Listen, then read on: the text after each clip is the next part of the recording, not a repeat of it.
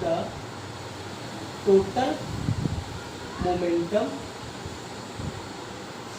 of a system of objects remains conserved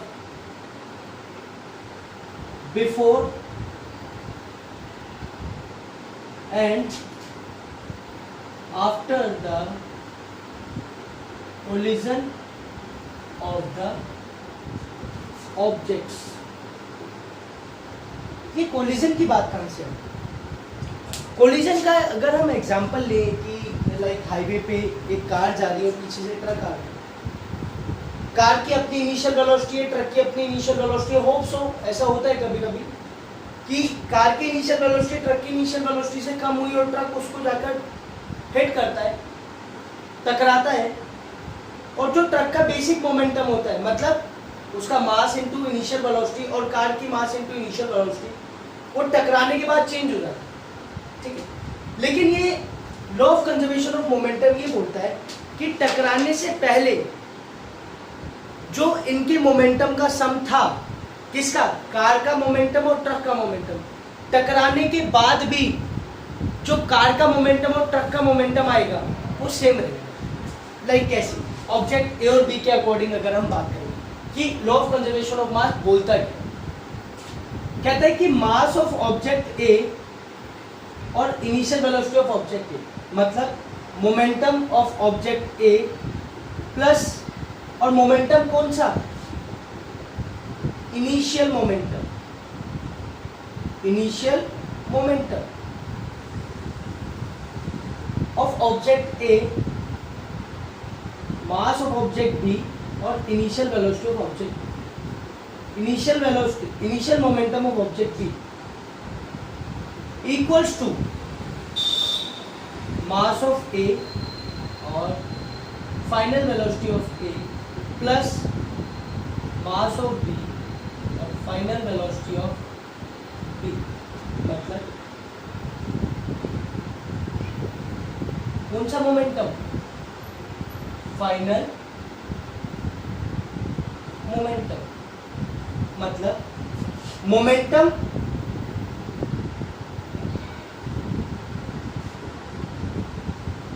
before collision equals to momentum after collision. अभी collision की condition हमें कैसे पता लगेगी?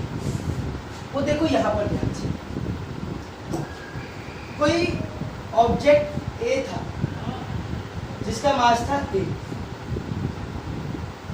उसकी इनिशियल वेलोसिटी कितनी थी? यू ए रही हो। सेम डायरेक्शन में कोई ऑब्जेक्ट बी था जिसका मास था बी, जिसकी इनिशियल वेलोसिटी कितनी रही होगी? U B. कोई कंफ्यूजन? इसके बाद अगर हम बात करें after some time object A hit the object B, object A ने ऑब्जेक्ट बी को हिट कर, सेम डायरेक्शन में। जब ए ने बी पे फोर्स लगाया, मतलब force applied by A on B, तो अभी अभी हमने थर्ड लॉ ऑफ मोशन में क्या पढ़ा? Every action has equal and opposite reaction. तो सेम कंडीशन में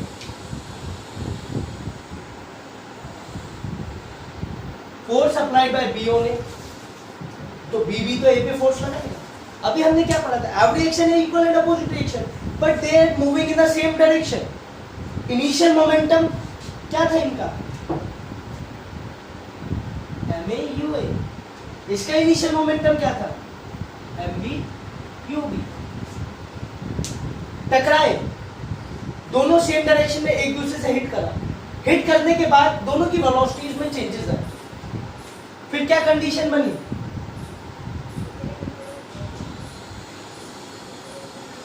मास of A,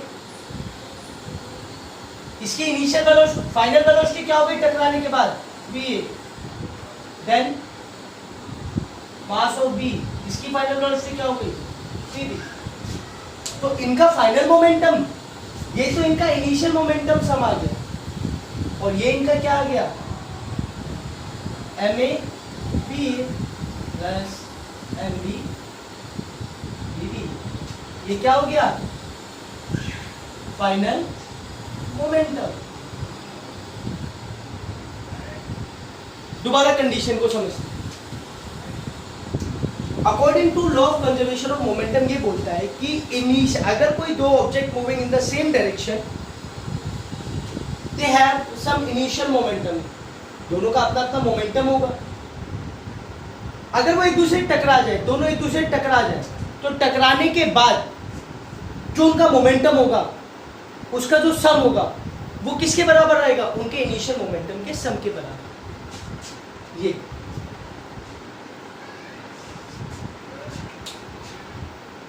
initial momentum of object A, initial momentum of object B, final momentum of object A, final momentum of object B, before collision and after collision, दोनों का सम क्या बराबर, same रहेगा।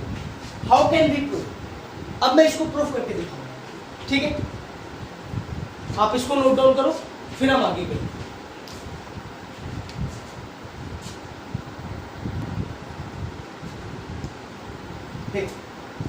हमने अभी क्या देखा कि इनिशियल मोमेंटम का सम क्या था, दोनों ऑब्जेक्ट्स का, वो था M A U A plus M B U B, ठीक है, ये था before collision. Then final momentum क्या था,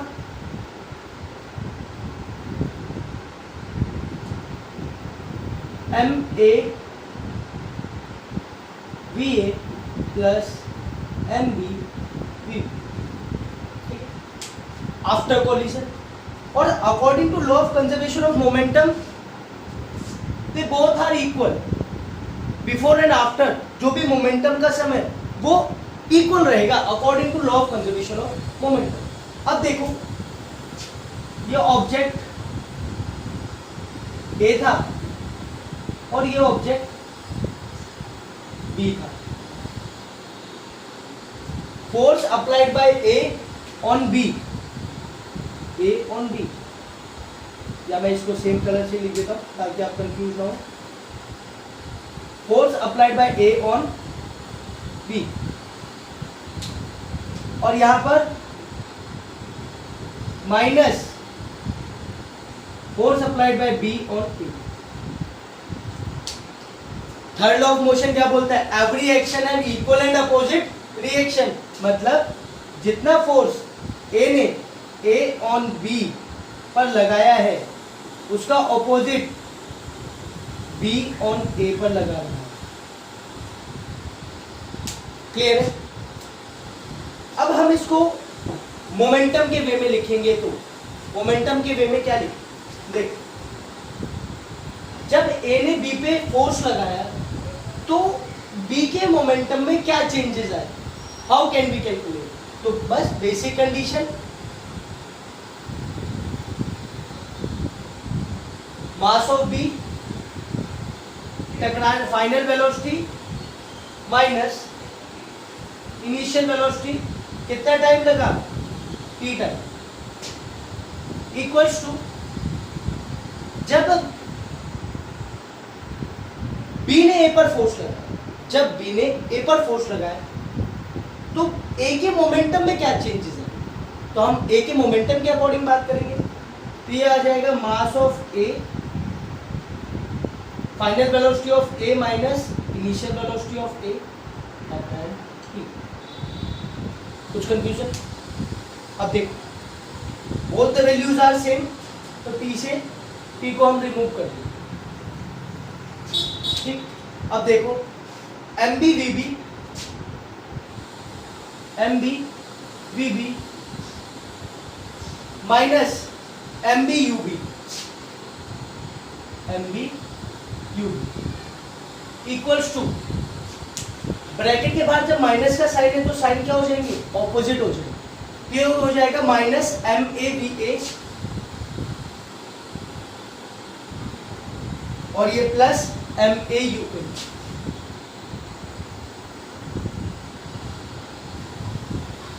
ठीक है, ये जो नेगेटिव साइन है इनको ऑपोजिट डायरेक्शन में ले जाके हम पॉजिटिव बना देंगे, तो ये इधर आ जाएगा, तो ये क्या हो जाएगा, या मैं इसको ब्लू पेन से लिख देता हूँ ताकि इनिशियल और फाइनल में आपको कंफ्यूजन ना हो। तो ये हो जाएगा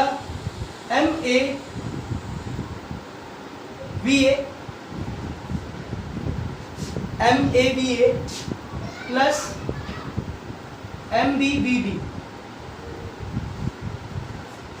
आ गया। MA ये इधर लेकर आ गया, MAVA प्लस MBBB, और इनिशियल क्या था, MAUA plus MBU। Hence proof, ये क्या था, final momentum equals to initial momentum, या हम बोल सकते हैं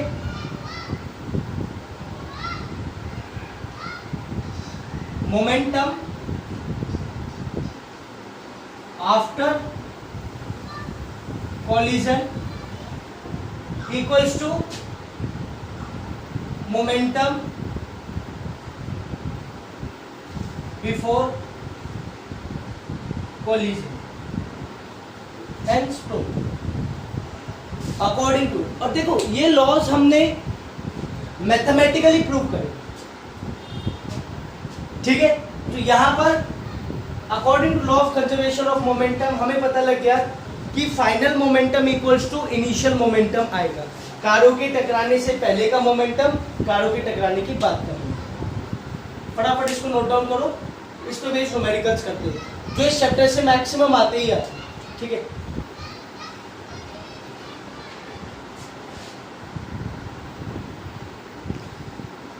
अब देखो आगे हम करेंगे इन पे बेस्ड न्यूमेरिकल्स।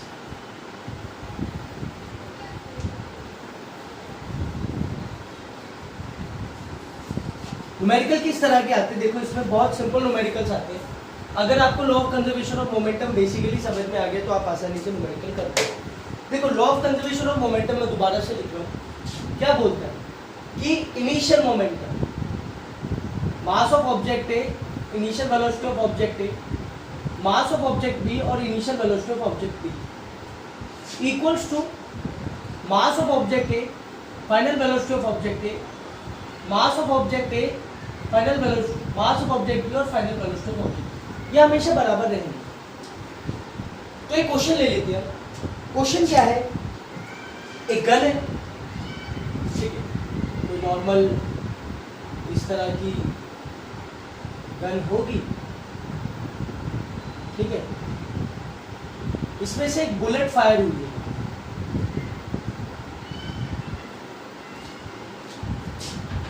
इस गन का जो मास है वो है 5 kg। तो ये एक गन है,